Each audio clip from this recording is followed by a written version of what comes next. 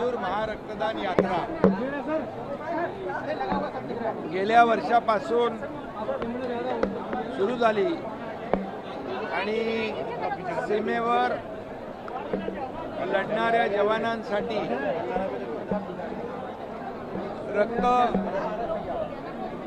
देण्याचा उपक्रम गेल्या वर्षी जम्मू काश्मीरमधून आर्मी हॉस्पिटलमधून सुरू झाला आणि याबद्दल आणि त्याचं हे दुसरं पर्व आहे, दुसरं वर्ष आहे की दुसऱ्या वर्षात देखील आपले डबल महाराष्ट्र केसरी चंद्रहार पाटील यांच्या नेतृत्वाखाली जवळपास 1200 पेलवान या ठिकाणी रक्तदान करायला आले. कालपासून त्यांचं रक्तदान सुरू आहे आणि खऱ्या अर्थाने हे सिंदूर महारक्तदान यात्रा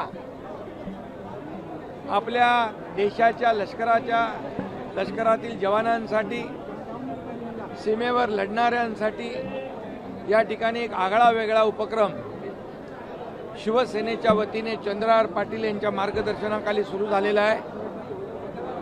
खरं म्हणजे मी मनापासून चंद्रहार पाटील आणि त्यांच्या सर्व सहकाऱ्यांना मनापासून धन्यवाद देतो. 1200 लोक इथं येऊन रक्तदान करतात.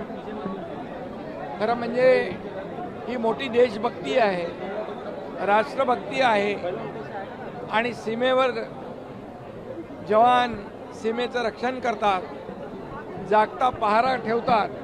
म्हणूनच आपण सगळे देशवासीय सुरक्षित आहोत आणि म्हणून त्यांच्या शौर्याला आणि त्यांच्या धैर्याला आणि त्यांच्या पराक्रमाला हा एक प्रकारचा सॅल्यूट आहे आणि त्या ठिकाणी त्यांचं अभिनंदन मी करतो सर्व रक्तदात्यांचं.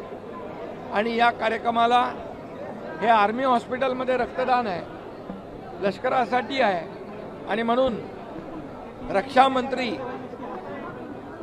राजनाथ सिंगजी स्वतः या रक्तदान शिबिराला भेट देण्यासाठी आले आणि त्यांनी या रक्तदात्यांच्याबद्दल गौरवपूर्ण भाषणही केलं. त्यांना रक्तदात्यांना ऊर्जा आणि प्रेरणा दिली. त्याबद्दल देखील मी केंद्रीय रक्षामंत्री, भारताचे रक्षामंत्री राजनाथ सिंगजी यांचं मनापासून अभिनंदन करतो. त्यांनी देखील या आपल्या रक्तदात्यांच्याबद्दल, पैलवानांच्याबद्दल देशभक्ती आणि राष्ट्रभक्ती कशी असावी याबद्दल गौरवपूर्ण उद्गार काढले. त्यांचे मनापासून मी अभिनंदन करतो. राज ठाकरे यांनी आणि मी सर्व आलेल्या पैलवानांचं स्वागत करतो. चंद्रहार पाटीलचं मनापासून अभिनंदन करतो. हा अनोखा आणि आगळा वेगळा देशभक्तीचा सोहळा आहे आणि आज 9 ऑगस्ट क्रांती दिन त्याचं औचित्य साधून हा उपक्रम सुरू झाला आहे आणि हे हजारो रक्तदाते लाखो रक्तदात्यांमध्ये परिवर्तित होतील. ही महायात्रा जी आहे सिंदूर महारक्तदान यात्रा अशीच सुरू राहील. तिसऱ्या मुंबईसाठी सरकारला काय करायचं? तिसऱ्या मुंबईसाठी सरकारला संरक्षण मंत्र्यांनी कौतुक केलं आहे.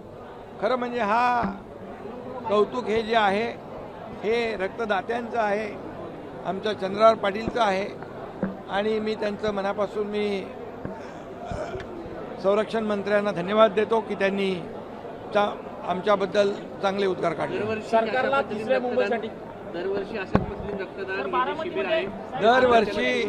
दरवर्षी ही सिंदूर महारक्तदान यात्रा अशीच सुरू राहील. असाच संकल्प जे आहे आम्ही घेतलेला आहे. खऱ्या अर्थाने हिंदू हृदय सम्राट बाळासाहेब ठाकरे यांचा वारसा आहे, धर्मवीर आनंद दिघे साहेबांची शिकवण आहे.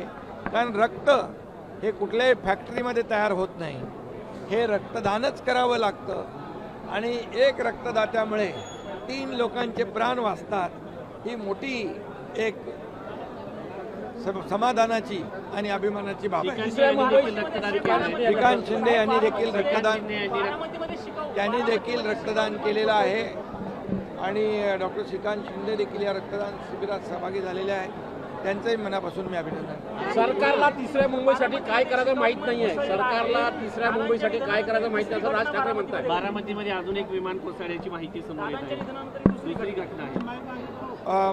मी त्याची माहिती घेतो आणि मग त्याच्यावर प्रतिक्रिया करतो. राज ठाकरे म्हणताय सरकारला तिसऱ्या मुंबईसाठी काय करायचं माहित नाही.